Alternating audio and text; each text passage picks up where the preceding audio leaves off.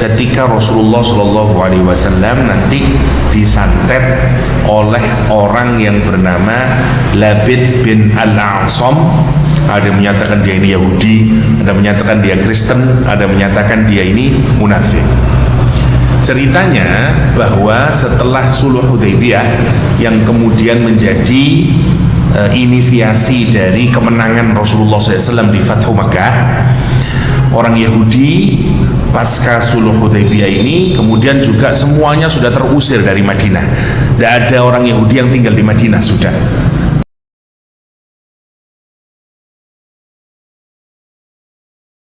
Satu surah yang menarik karena di surah ini Allah Subhanahu wa taala menjelaskan kepada kita pentingnya kita untuk berlindung kepada Allah SWT ketika kita mendapatkan kesusahan, ya. Sebagaimana kalau kita nanti lihat nopo namine ada dua hal yang kita ini mendapatkan kesusahan. Yang pertama berkenaan dengan musuh yang ada di dalam diri kita, dan ada musuh yang berada di luar diri kita. Surah Al-Falaq berkenaan dengan musuh yang ada di luar diri kita. Mari kita lihat surah ini. Bismillahirrahmanirrahim. Qul a'udzu birabbil falaq min syarri ma khalaq wa min syarri ghasyiqin idza waqab wa min syarri naffatsati fil 'uqad wa min syarri hasidin idza hasad.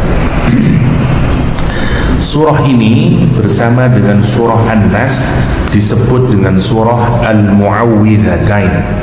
Dua surah perlindungan. Rasulullah SAW sendiri yang menamakan dengan surah perlindungan.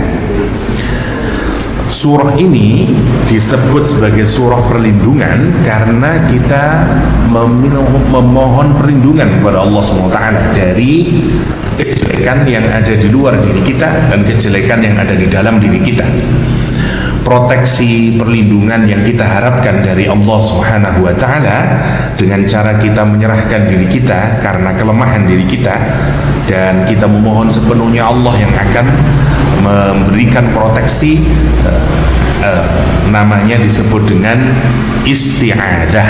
Karena itu surahnya disebut dengan surah Mu'awwidzatain bersama dengan surah An-Nas. Nomor satu, surah ini memang diperdebatkan oleh para ulama apakah dia termasuk surah Makkiyah atau surah Madaniyah. Kenapa diperdebatkan? Karena memang meskipun banyak pendapat yang menyatakan surah ini Makkiyah, tapi ada juga yang melihat, banyak juga para mufassirin yang menyatakan surah ini surah Madaniyah. Kenapa? Karena proses yang melatari surah ini banyak dikaitkan dengan peristiwa setelah selesainya Sulh Hudaybiyah atau tahun ke-6 Hijriah dari Rasulullah SAW. Ya, makanya ada dua pendapat itu. Oke. Mari kita lihat ayat yang pertama, backgroundnya dulu. Surah ini punya background yang menarik, yaitu ketika Rasulullah SAW nanti disantet oleh orang yang bernama Labid bin Al-A'sam. Ada yang menyatakan dia ini Yahudi, ada yang menyatakan dia Kristen, ada yang menyatakan dia ini munafik. Ceritanya bahwa setelah Sulh Hudaybiyah yang kemudian menjadi inisiasi dari kemenangan Rasulullah SAW di Fathu Makkah, orang Yahudi pasca Sulh Hudaybiyah ini kemudian juga semuanya sudah terusir dari Madinah. Tidak ada orang Yahudi yang tinggal di Madinah sudah, karena salahnya orang Yahudi sendiri, dia tidak loyal kepada Rasulullah dan kepada pemerintah Madinah. Dia melayani janji kepada Rasulullah dan pemerintah Madinah, dan bahkan melakukan tindakan-tindakan perlawanan terhadap Madinah. Karena itu mulai dari Bani Qainuqa, Bani Quraidah dan Bani Nadir semuanya sudah diekspel, dikeluarkan.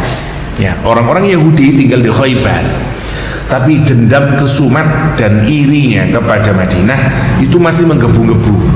Ya, karena itu menarik ya, jangan sampai kita ini punya sifat iri terhadap sesama orang Muslim. Karena di dalam surah Al-Hasyr itu Allah itu secara mudah menggambarkan kita ini menjadi 3 kelompok nih. Wonten kelompok muhajirin, wonten kelompok ansor, yang ketiga kelompok orang yang datang setelah muhajirin dan ansor. Kita ini semuanya. Dan hanya 3 kelompok ini yang diapresiasi, yang nanti menjadi ahli surga. Yang pertama, kita ini disuruh niru karakternya muhajirin dan ansor.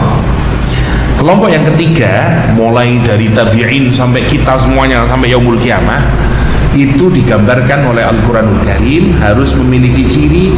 Yang pertama, salah satunya ada 2 ciri utama ya. Yang kedua adalah cirinya di hatinya tidak ada iri, dengki, nggak ada dendam kepada sesama umat Islam.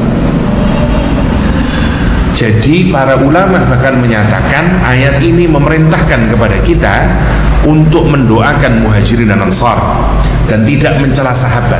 Jenengan kita ini lek wonten kelompok umat Islam kok benci sahabat, menjauhlah dari kelompok itu.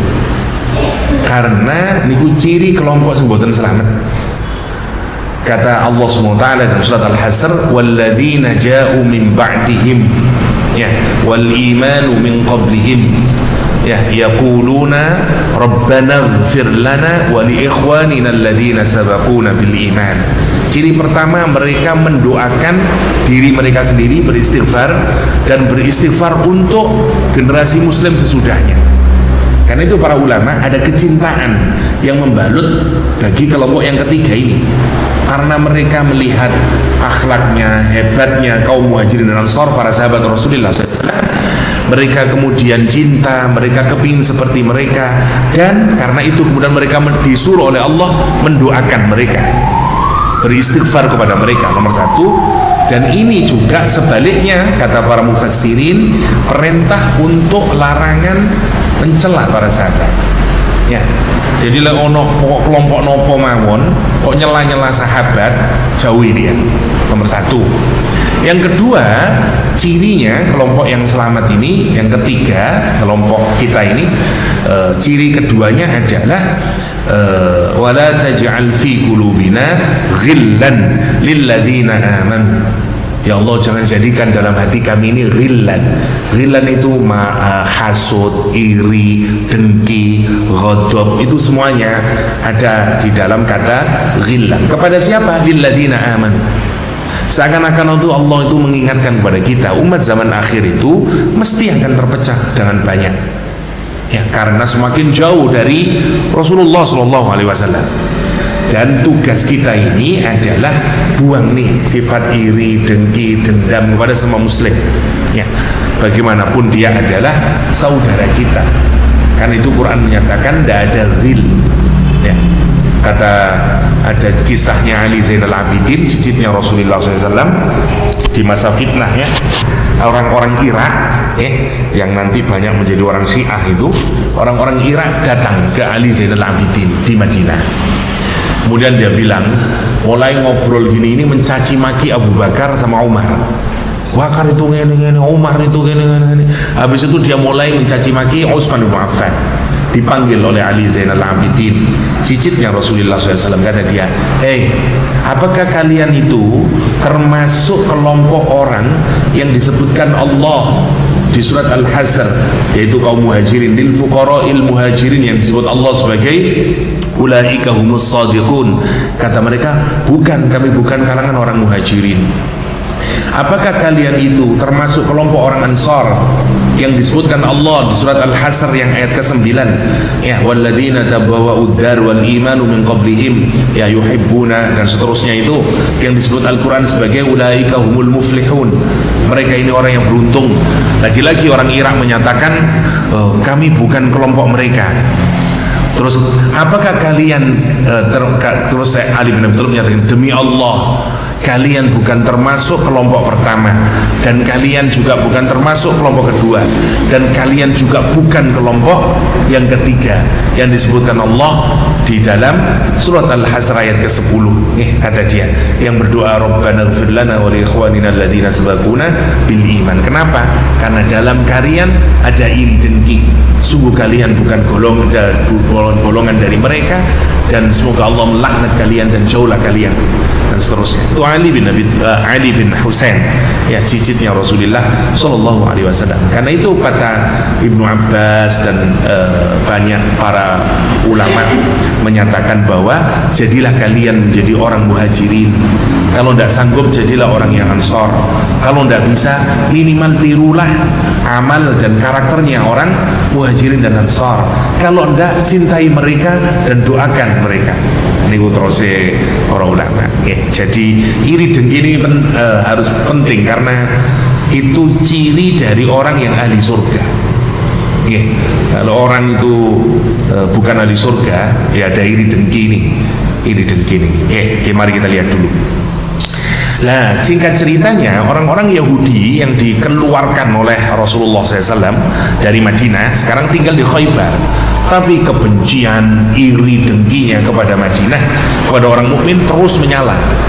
Akhirnya orang Yahudi mendatangi orang yang paling hebat di Jazirah Arab dalam melakukan sihir. Namanya Labid bin Al-A'sam. Atau ada yang menyatakan kepada putrinya Labid bin A'sam yang juga seorang dukun wedok dan sehebat ayahnya Labid bin Al-A'sam. Mereka menyatakan, loh, kita ini dikeluarin dari Madinah, berbagai cara telah kita lakukan, hampir semua peperangan mulai Badar, Uhud, Tabuk, Khandaq, semua itu yang menginisiasi siapa? Orang Yahudi, ngomporin orang Quraisy. Jadi sebenarnya dari dulu inisiator peperangan ini orang Yahudi ini. Jadi kami ini sudah melakukan segala macam, nggak berhasil, dan kami sudah juga melakukan usaha untuk mensihir Rasulullah SAW, tapi kami juga nggak berhasil, kata dia. Karena itu kamu itu dikenal sebagai penyihir yang paling top sudah. Kami mohon kepadamu, tolong sihir Muhammad Sallallahu Alaihi Wasallam.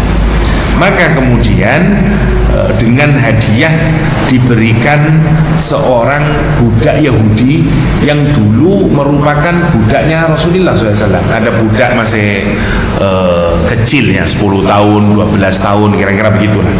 Ini yang diminta. Kemudian dia minta, kamu datangi Rasulullah SAW, kemudian kata dia, ambil sisirnya yang masih ada sisa rambutnya Rasulullah SAW, diambil, dibawa ke Labid bin A'sam. Labid bin A'sam kemudian membuat kayak semacam voodoo kalau sekarang ya, boneka orang, kemudian dikasih 11 paku, ditusuk-tusuk 11 paku, dan rambutnya Rasulullah kemudian diikatkan ke 11 paku ini. Setelah itu diletakkan di bawah sumur, namanya sumur Dzirwan, digali bonekanya, terus dikasih batu di atasnya lagi dikasih kembang mayangnya kurma, ditinggal kemudian. Nah, Rasulullah SAW merasakan efeknya, yaitu dengan, kalau kita seperti orang kolesterol, jadi terasa berat badannya Nabi, nggak ada enak Rasulullah SAW, karena merasa kurang nyaman badannya, tidur Rasulullah SAW. Dalam tidur, dalam riwayat Imam Bukhari, Rasulullah SAW didatangi 2 malaikat. Satu malaikat berdiri di kepalanya Rasulullah SAW, satu duduk di sebelah kepalanya Rasulullah SAW, satu berduduk di kakinya Rasulullah SAW, di dekat kakinya Rasulullah. Keduanya kemudian bercakap-cakap satu sama lain, malaikat ini. ada apa yang terjadi pada Rasulullah? Rasulullah sedang disihir, kata dia. Siapa penyihirnya? Labid bin Al-Asam. Bagaimana cara menyihirnya? Yaitu dengan sisir yang ada rambutnya, kemudian dikasih, dan itu ceritain dalam mimpi ini Rasulullah SAW. Terus setelah itu bangunlah Rasulullah SAW. Rasul kemudian meminta para sahabatnya mendatangi sumur tersebut. Dalam hadis Bukhari diceritakan sumurnya itu hadhil bi'ru allati araituha. Nabi dan para sahabat ke sana, kata Nabi, inilah sumur sebagaimana yang aku mimpi. Oh itu sumur ya. Kata wa ka'anna ma'aha nuqa'atul hinna. Airnya itu seperti air kalau kita bikin celak itu, celak Arab ya, kecoklatan gitu airnya, seperti kecampuran nopo namine bahan untuk bikin apa celak ya, ngerti celak ya, tambal buku dan seterusnya itu ya, ada dia. Wa ka'anna nakhlaha ru'usus syayatin, dan seakan-akan pohon kurmanya itu seperti kepalanya setan ya, mungkin bentuknya atau apalah, kayak red devil gitu. Nah, singkat ceritanya begitu, diambil, kemudian para sahabat suruh ngambil, lah benar sebagaimana dalam mimpi itu. Begitu diambil, Aisyah kemudian berkata, ya Rasulullah, apakah engkau tidak mengumumkan apa yang terjadi padamu ini? Rasulullah SAW menyatakan, ama amallahu faqad safani wa akrahu an athira ala ahadin minan nasi syarra, kata Rasulullah SAW. Allah telah menyembuhkanku dan aku nggak suka, kata Rasulullah SAW, untuk menyebarkan berita kepada satu keburukan kepada satu orang pun, kata Rasulullah Sallallahu Alaihi Wasallam. Sahabat kemudian mengambil boneka itu katakanlah, dan setelah itu turun surah ini, yaitu surah Al-Mu'awwidhatain, Al-Falaq dan An-Nas. Jumlahnya 11 ayat sesuai dengan jumlah paku yang dipakai untuk mengikat rambut ini. Dan sahabat diminta untuk mencopot satu sambil membaca Qul a'udzu birabbil falaq min syarri ma khalaq wa min syarri ghasyiqin idza waqab wa min syarri naffatsati fil 'uqad wa min syarri hasidin idza hasad. Qul a'udzu birabbin nas malikin nas ilahin nas min syarril waswasil khannas alladzi yuwaswisu fi sudurin nas minal jinnati wan nas. Persis 11 ayat sebagaimana 11 paku yang ditarik oleh para sahabat Nabi. Dan setelah itu Rasulullah merasa seperti sedia kala bugar kembali. Itu latar belakang dari surah Al-Falaq dan An-Nas. Pertanyaan jenengan, pertanyaan kula lebih tepatnya. Ustaz, Nabi Muhammad kok mboten sakti, mosok ingin santet, kayak gitu loh. Katanya orang-orang itu yang sakti aja tidak bisa disantet, Pak Ustaz. Kenapa Nabi Muhammad kok bisa disantet? Nomor satu, inilah yang membedakan antara Syiah sama Ahlussunnah wal Jamaah. Orang Syiah tidak menerima riwayat ini dan dikatakan nggak mungkin Rasulullah SAW itu kena santet. Ahlussunnah wal Jamaah mengakui ini karena hadisnya sahih. Karena itu tidak ada alasan untuk tidak menerima riwayat ini. Tetapi ngeten, ini sebenarnya ada hikmah yang lebih besar, yaitu adalah bayangin kalau tidak ada peristiwa santet, mboten mudun surat Al-Falaq sama An-Nas. Dan kita tidak bisa menggunakannya sebagai cara kita meruqyah, salah satunya. Nomor pertama. Nomor kedua adalah yang dialami Nabi itu tidak seperti orang kebanyakan yang kena sihir, misalnya jin yang masuk kemudian menjadi lupa, menjadi melakukan hal boten. Nabi hanya kena efek dari black magic itu, yaitu menjadi badannya merasa kurang nyaman. Itu saja yang dirasakan. Yang kedua, untuk menunjukkan bahwa hatta Nabi Muhammad SAW adalah manusia biasa. yang boleh jadi juga akan mendapatkan sebagaimana yang didapatkan oleh manusia. Karena kalau Nabi tidak bertindak seperti manusia biasa, bagaimana kita bisa menjadikan beliau sebagai teladan? Jenengan akan ngomong, ya mesti ae Pak Ustaz dene mboten menungso ya. Lah kula iki menungso. Kaya arek-arek nom-noman niku. Imron iman kuat Ustaz. Imron ini sebutan kuat dengan ngoten to. Kenapa? Karena menyatakan saya ini manusia biasa. Jenengan mboten gak ada alasan. Rasulullah niku kanjeng Nabi, iya kanjeng Nabi menungso sama seperti kita. Makan, minum, nggih pilek, nggih sakit dan seterusnya. Nah ini untuk agar kita ini bisa menjadikan Rasulullah SAW sebagai teladan yang kita tidak bisa tidak kecuali mengikuti teladannya Rasulullah SAW. Dan hikmah berikutnya adalah ya kita dapat mengenal bahwa ada sihir itu ada di dalam agama, bukan ilusi. Ya, sebagian orang sains menyatakan nggak ada sihir itu hanya kepercayaan saja.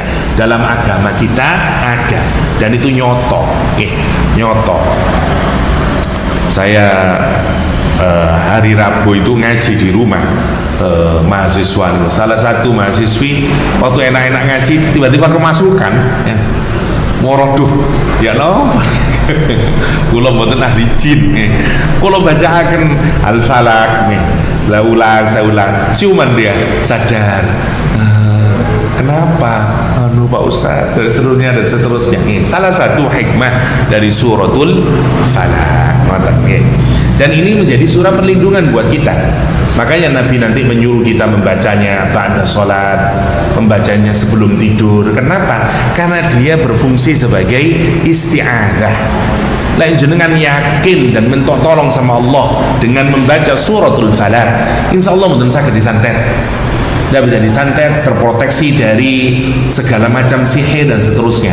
Baca ba'da sholat, dan biasanya kemudian juga diperkenankan ditiupkan ke tangan dan diusapkan ya, karena itu sebagai proteksi atau bisa diminumkan setelah kita baca ditiupkan ke air dan kemudian diminum juga boleh. Itu bagian dari cara-cara ruqyah ya, untuk memproteksi diri ya, atau membaca muawwidhatain ba'da fi kulli duburi sholat, setelah selesai sholat kemudian diusapkan, atau dibaca ba'da sebelum kita tidur ya.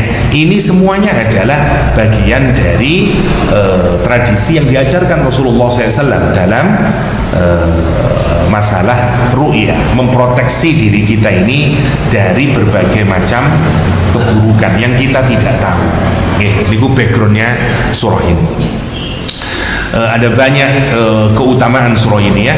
Dalam riwayat Imam Muslim, Imam Ahmad, Tirmidzi, Nasa'i dari Uqbah bin Amir, Rasulullah SAW bersabda, alam taro, tidakkah kamu melihat beberapa ayat unzilat hadil lailah yang diturunkan di malam ini, lam yara mithlahunna qattun, yang aku tidak melihat ada ayat yang lebih baik darinya ya, sepertinya, semisalnya sedikit pun, kata Rasulullah. Apa itu? Qul a'udzu birabbil falaq wa qul a'udzu birabbin nas. Rasulullah SAW masih dari Uqbah bin Amir menyatakan, amaroni, Rasul memerintahkan Rasulullah SAW an aqra bil muawwidzat fi duburi kulli salah. Rasul memerintahkan untuk membaca Qul a'udzu birabbin nas dan Qul a'udzu birabbil falaq di setelah masing-masing sholat kita, setelah sholat 5 waktu. Niki saking nopo nih, saking bagusnya surah Al-Falaq dan An-Nas. Dalam riwayat Imam Nasa'i dari Ibnu Abbas, dari Abdullah bin Abbas Al-Juhani, anna Nabi qalahu, ya Ibnu Abbas, wahai Ibnu Abbas, ala adulluka atau ala ukhbiruka, maukah engkau aku tunjukkan atau aku kabarkan bi afdhali ma yata'awwadhu bihil muta'awwidhun, kata dia, maukah kamu aku kabarkan dengan sesuatu yang paling utama yang digunakan untuk memohon proteksi bagi siapapun yang meminta proteksi. Qala bala ya Rasulullah, nggih ya Rasulullah. Qul, ucapkanlah a'udzu birabbil falaq, qul a'udzu birabbin nas, hatani as-suratan. Dua surah ini, baca dua surah ini.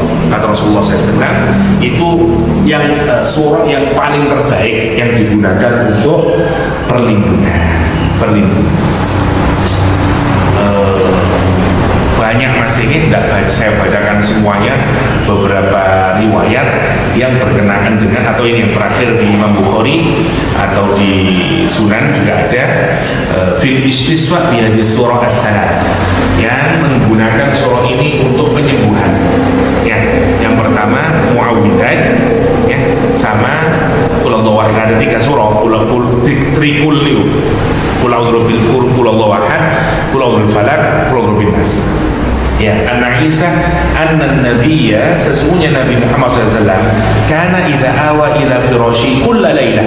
Nabi itu kalau hendak menuju ranjangnya, kalau berbaring untuk tidur, jama'a kaffai, menemukan dua epek-epeknya ini, summa nafatha fihima, kemudian meniupnya, wa qara'a fihima, dan membaca qul huwallahu ahad Allahu samad, kemudian ditiup Nabi Muhammad. Summa yamsah bihima mastata'a min jasadihi, dan kemudian mengusapkan ke seluruh bagian tubuhnya yang bisa diraihnya. Yabda bihima ala ra'sihi wa wajhihi, Nabi memulai dengan kepalanya sama wajahnya. Wa ma aqbala min jasadi, dan bagian depan dari jasadnya. Yaf'alu dzalika 3 marrat, Nabi melakukan hal tersebut 3 kali. Ini riwayat Imam Bukhari yang saya sebutkan tadi, salah satu dari tradisi yang dilakukan oleh Rasulullah Sallallahu Alaihi Wasallam. Mari sekarang kita lihat ayat ini, ya. Bismillahirrahmanirrahim. Qul a'udzu birabbil falaq.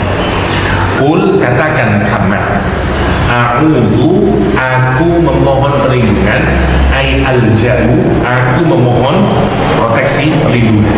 Ya. A'udzu berasal dari kata a'adza, ya. Ya'idzu, 'ada ya'idzu, ya. A'adza itu gambarannya di dalam bahasa anak yang sedang memegang tangan dan dia tidak mau melepaskannya karena dia takut dan dia kepingin memohon proteksi dan perlindungan sehingga dia nyaman. Jadi kan ningali anak kecil ketakutan, dia nyari ibunya, ibu tuh ketemu ibu, tangan dicekel nggak mau dilepasin udah. Lah niku namine a'ada. Makanya dari situ kata a'udzu itu dimaknai sebagai seseorang yang menyerahkan dirinya kepada Allah SWT secara sukarela untuk mendapatkan perlindungan dan pertolongan dari Allah SWT, dan dengan teguh dia karena dia tidak mau melepaskannya. Jadi a'udzu maksudnya saya menyerahkan diri saya, ya Allah, saya nggak mampu, ya Allah, saya mohon perlindunganmu, ya Allah, dan saya memohon perlindunganmu dengan sangat kuat, ya Allah, karena Engkau satu-satunya. Kira-kira begitu lah dibalik makna kata a'udzu. Karena maunya kita ini mendapatkan perlindungan dari Allah Subhanahu wa Ta'ala. Karena memang dalam agama ini ada 3 doa nih. Doa sebelum kejadian, doa saat kejadian, doa setelah kejadian. Doa sebelum kejadian disebut dengan isti'adzah atau ta'awudz.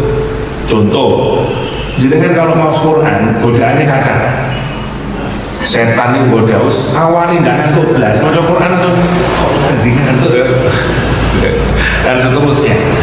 Nah, semua ibadah ini setan masuk menggoda kita.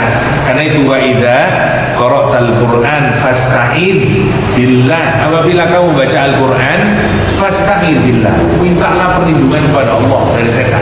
Makanya sunnah hukumnya kalau kita mau baca Quran membaca a'udzu billahi minasyaitonir rajim. Setannya belum goda. Ya, tapi kita mau proteksi karena nanti ono ae kait moco males, ngantuk dan seterusnya. Dan kita isti'adzah. banyak semua banyak di dalam hampir semua nabi itu nggak ada isti'adah ya.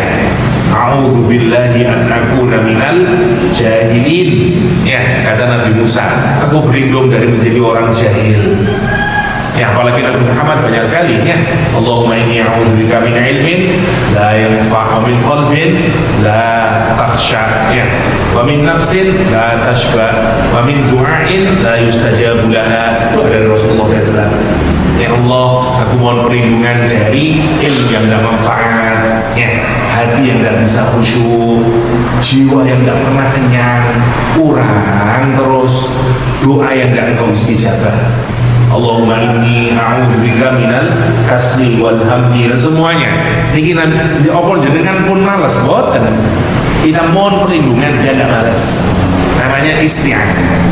Nah, maka konsep isti'adah itu adalah kita mohon perlindungan dari Allah SWT sebelum kejelekannya mengenai kita, namanya isti'adah. Karena itu kita membacanya setelah habis sholat, karena setelah sholat kita tidak tahu kita berjumpa di luar sana. Dan itu kita mohon proteksi dari Allah SWT.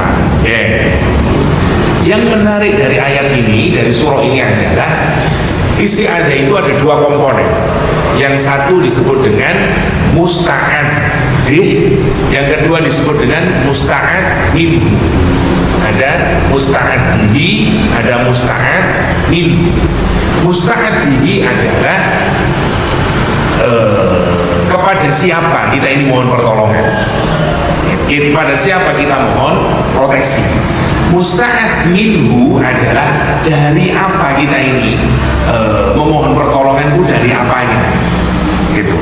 Nah sekarang kita perhatikan musta'ad bihi di ayat ini ada satu saja, yaitu kita menyebut Allah dengan kalimat Rabbul Falaq.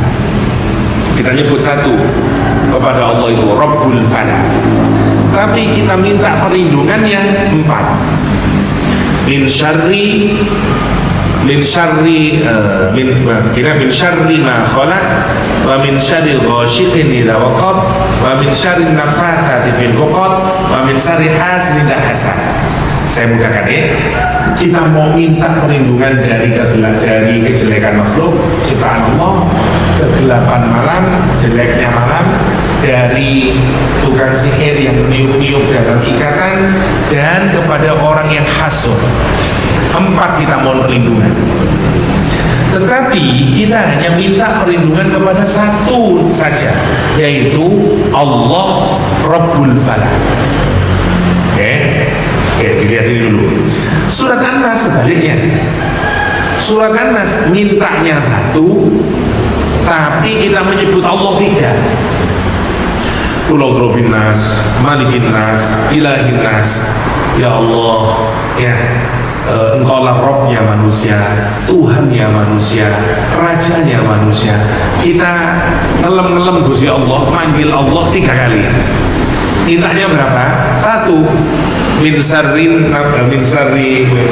dari waswasin, dari apa namanya, dari setan, minal jinnati wan nas. Itu aja, cuma satu saja mintanya. Kalau di surat An-Nas sekarang mau dipikirkan, jenengan itu lah minta kata biasanya ngelemnya luwe kata kalau sedikit. Ibu-ibu itu kalau ingin sesuatu yang besar oleh ngelem bojo, tambah tua atau tambah pendek? Tambah tua lah. Dimulai dari bikinin rendang, mantu-mantu ngeno kopi, mantu-mantu masak tambah gagah ya. Terus baru aku jolok. Tapi kalau minta yang kecil, enggak cukup mas, aku tolong ya. Menarik, wataknya begitu. Kita ini kalau minta sesuatu yang sangat penting, kita akan banyak memanggil, lebih kata. Tapi kalau kita meminta yang biasa atau yang kecil sedikit, kita biasanya sangat biasa mau memanggilnya. Nah sekarang lihat, jaluk papat nyebut siji di surat Al-Falaq, di surat An-Nas jaluk siji nyebut telu. Kenapa kok berbeda? Nah, di sini para ulama tafsir menjelaskan hal ini nomor satu. di surat Al-Falaq, meskipun kita minta 4, dibanding dengan surat An-Nas meskipun 1, nilainya jauh lebih hebat yang 1. Makanya kita nyebutnya Allah cuma 1 di surat Al-Falaq, di surat An-Nas 3. Kenapa kalau lebih hebat? Mari kita lihat nomor 1. 4 yang di sini ini semuanya adalah musuh atau semua kejelekan yang berada di luar diri kita. External enemies. Contoh nomor 1, min syarri ma khalaq, kejelekan ciptaan Allah ada di mana? Di luar diri kita. Apa? Nomor 1. Nomor 2, kejelekan malam di luar diri kita. Kita tidak bisa kontrol maling, rampok. Yang ketiga, orang yang menyihir kita juga nggak tahu, di luar diri kita. Dan terakhir, orang yang hasud, jadinya juga nggak tahu orang yang hasud, di luar diri kita. Nomor 1. Nomor 2, meskipun dia banyak, tak kalau sampean kena kejelekannya, yang sakit hanyalah fisik dengan. Misalnya dicuri, hilang, materi saja yang hilang. Misalnya mobilnya tabrakan, ya fisiknya yang sakit. Ya, misalnya disantet orang, ya fisiknya yang sakit. Yang terakhir, misalnya dihasut orang, ya fisik juga yang sakit, meskipun juga emosi, tapi tetap fisik. Beda dengan yang di surat An-Nas. Yang di surat An-Nas ini setan, musuhnya ada di mana? Di dalam diri. Setan bukan ada di luar. Di sini, inna syaitan yajri majrad dam. Setan mengalir di aliran darah, kata Rasulullah SAW. Ya, di mana dia? Fi sudurin nas.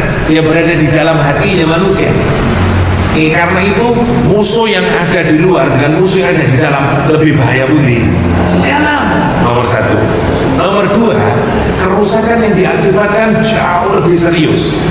4 hal buruk yang ada di surat Al-Falaq, rusaknya hanya mengenai tubuh kita, tapi kerusakan yang diakibatkan oleh setan adalah hilangnya iman kita, dan akibatnya adalah kita akan dijelbabkan ke dalam nerakanya Allah SWT. Makanya meskipun minta 1, kita ngemisnya 3 kali. Rabbin nas, malikin nas, ilahin nas. Ini disebut 4 KB urusan dunia. Yang ini urusan akhirat ini. Karena itu lebih tinggi, lebih indahnya Al-Quran. Oke, mari kita lanjutkan. Aku mohon perlindungan. Katakan Muhammad, a'udzu bi rabbil falaq, dengan Rabb al-falaq. Al-falaq maknanya yang pertama, al-falaq itu ide dasarnya adalah membukanya sesuatu dan kemudian keluar darinya, namanya falaqah.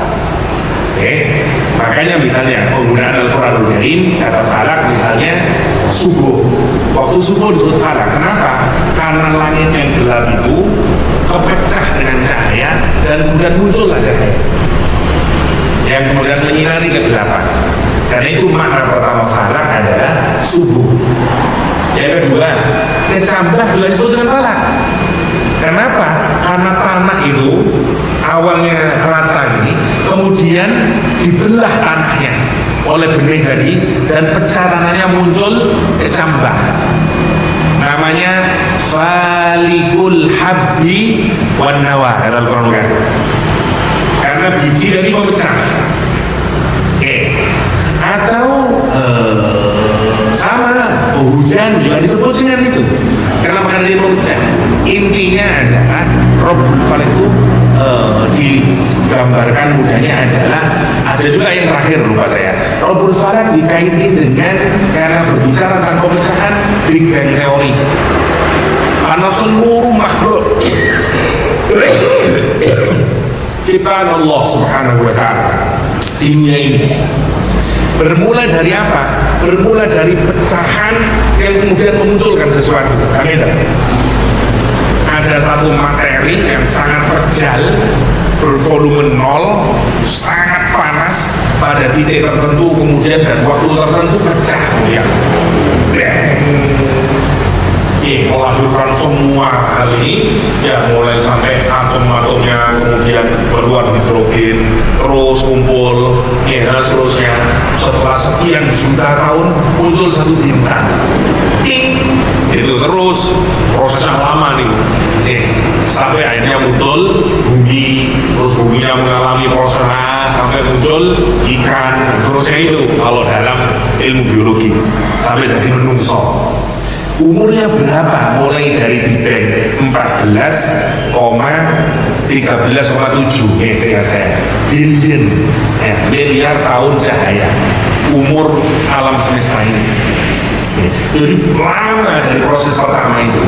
Seakan-akan kata para mufassirin, Rabbil Falak itu kita menyebut Allah Master of Life, zat yang menyebabkan semua kehidupan ini.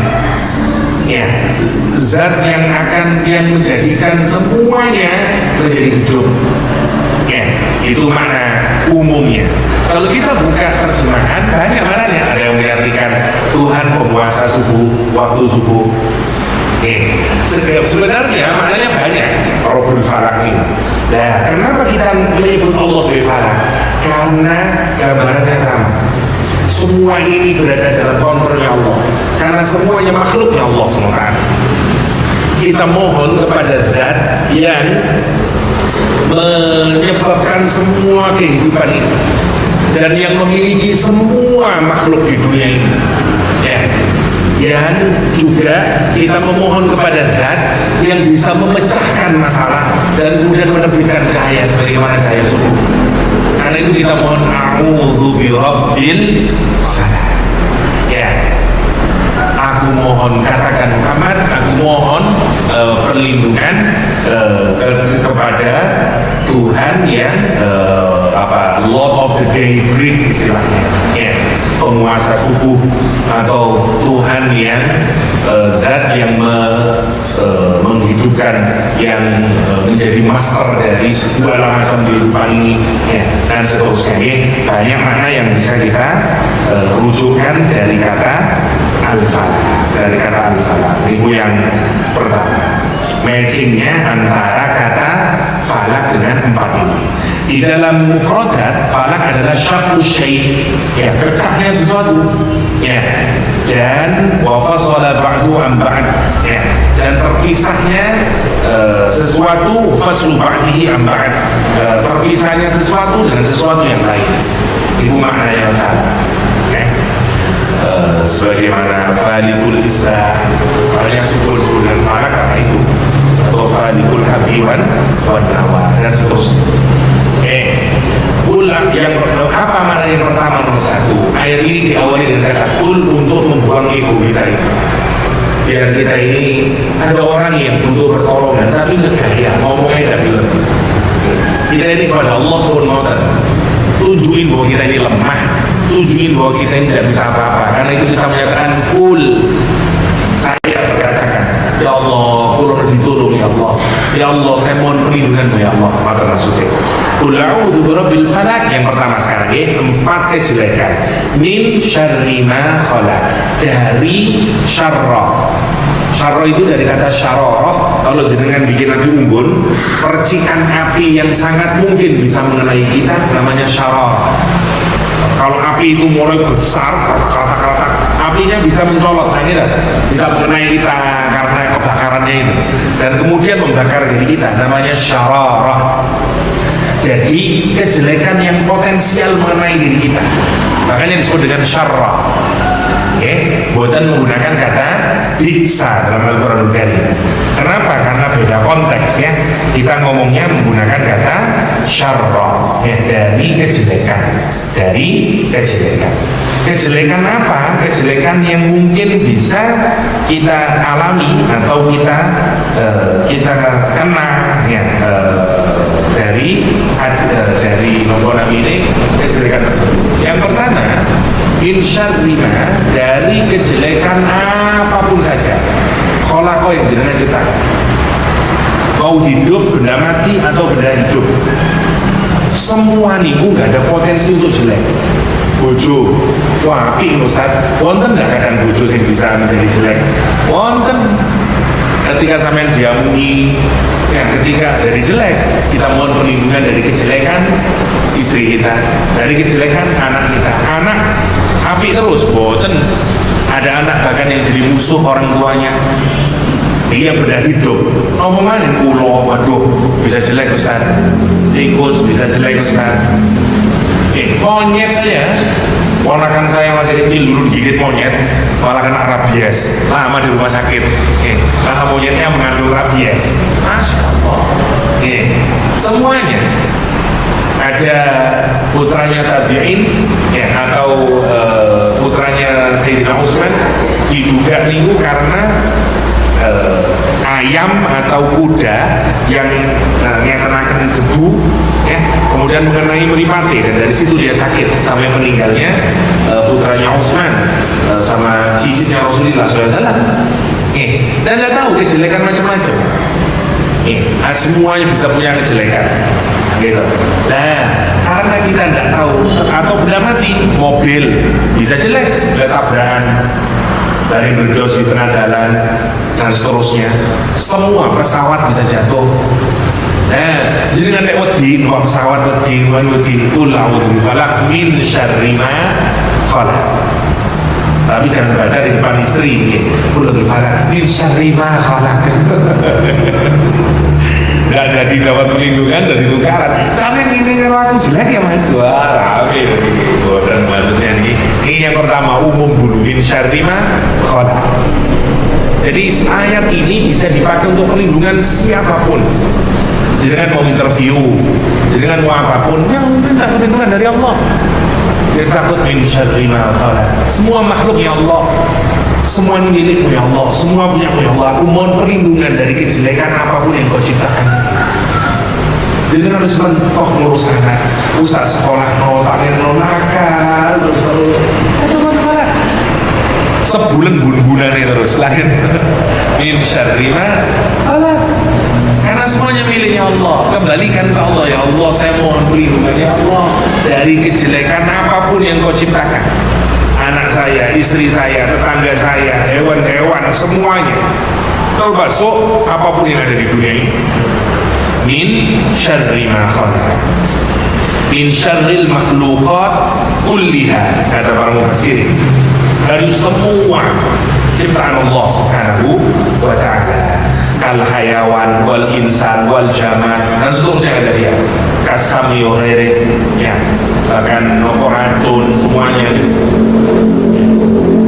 Saya beli ikan dari Sumeneb, ikan buntel ya, tapi mereka sudah bisa membuang racunnya itu kan lebih jauh sekian ratus kali sianida, bisa mati orang kalau makan racunnya ikan buntal. Jadi Pamekasan di Sampang ini banyak orang jual yang sudah digeledekin. Kalau pingin karena gara-gara nonton kuliner Jepang itu eksotik kan benar ikan buntal. Toto rumah bujuk kalau kamu ini perkara sama dia. Boleh orang kakek sana yang duluan. Ini kita bukan ada yang berani. Insya Allah ikan buntal. Ya, Insya Allah dengan beracun soalnya.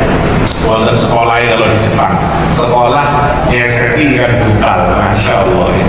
Nah itu semuanya min syarri ma khalaq. Yang kedua, jenengan bisa kontrol, tidak bisa dikontrol. Karena itu di luar kontrol kita. Karena itu jenengan submit kepada Allah, menyerah, ya Allah, kalau betul sakit ya Allah, kalau minta jenengan.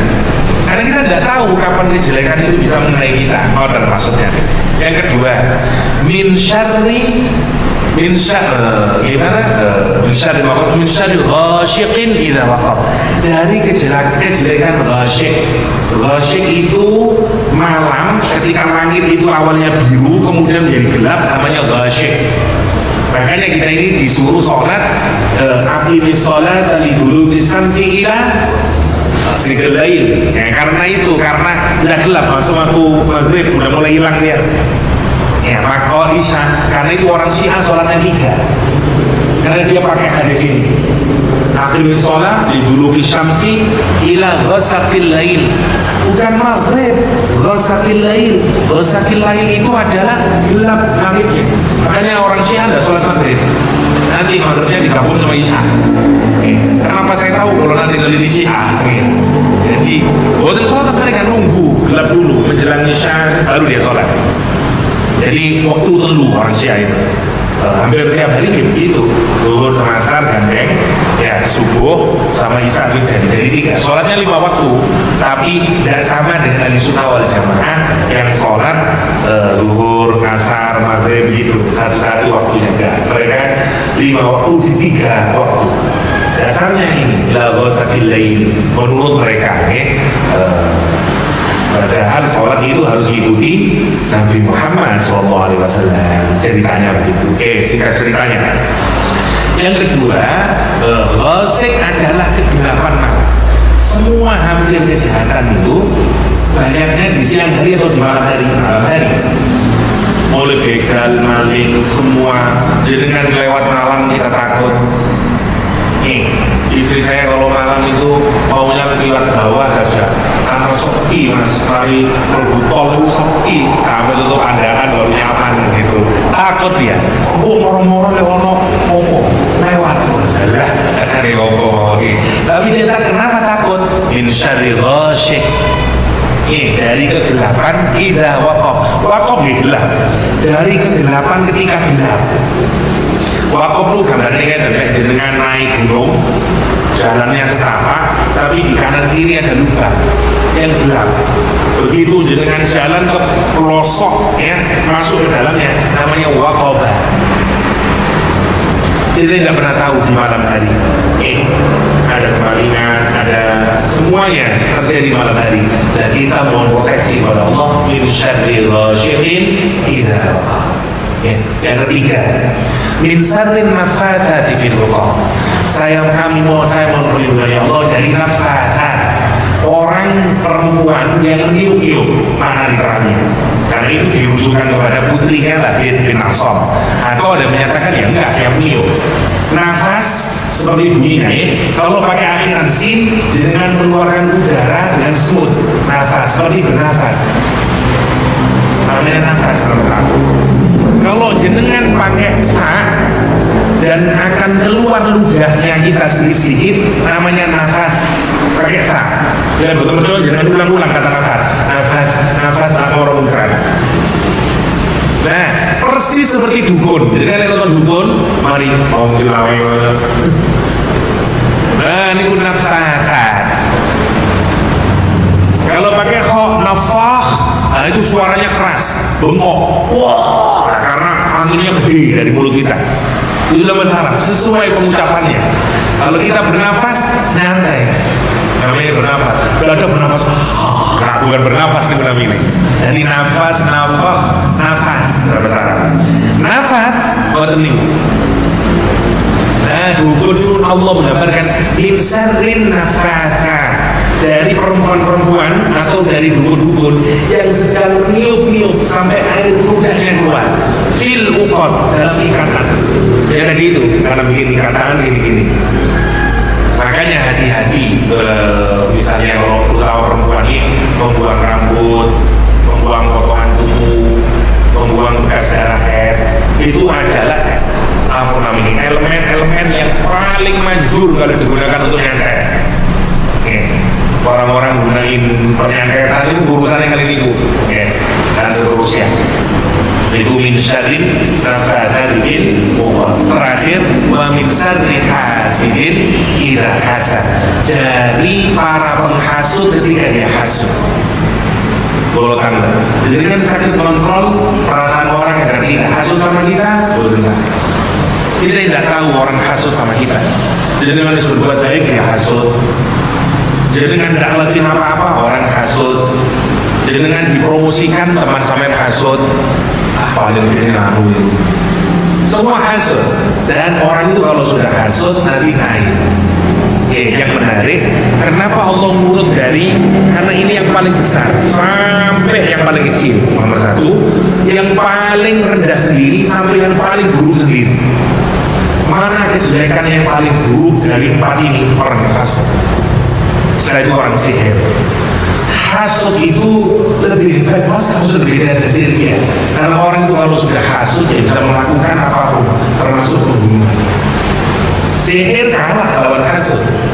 Jealousy, orang itu kalau sudah jealous, kalau sudah iri dengki, wah nopo mawon dia lakuin, karena itu sudah masuk dalam perangkap setan. Wa min syarri hasidin idza hasad. Karena kita tidak tahu. Karena itu hasud adalah alladzi yatamanna zawala ni'matil mahsud. Orang yang menginginkan hilangnya nikmat dari orang yang dihasud. Tapi jangan kepingin sebagaimana yang orang itu tanpa menghilangkan, namanya ghibthah. Boleh kalau kayak begitu. Seperti yang mungkin sopir, tapi tetap orang itu tetap sopir, boleh. Ya. Bukan hasud itu. Hasud itu dengan menginginkan apa yang dimiliki oleh orang lain dan dengan kepingin hilang. Milik orang itu hilang tidak kesampaian. Namanya hasud. Yaitu kejelekan yang paling jelek. Wa min syarri hasidin idza hasad. Nah, 4 ini adalah semua kejelekan yang berada di luar kontrol kita, sehingga kita ini satu-satunya yang bisa memproteksi kita Allah Subhanahu wa ta'ala. Karena itu jadikan kita ini akrab sama Allah. Jangan hanya kita proteksinya itu dari CCTV, dari semuanya kita gunain, tapi terlebih adalah kita mohon perlindungan dari Allah Subhanahu wa ta'ala. Karena itulah Allah memerintahkan kita untuk meminta perlindungan kepada Allah Subhanahu wa ta'ala. Mulai dari nanti kejelekan dari segala ciptaan Allah sampai ciptaan Allah yang paling menakutkan adalah orang yang hasud. Ini penting dan terutama bisa digunakan untuk ruqyah. Mengusir jin atau sekaligus untuk memproteksi diri kita.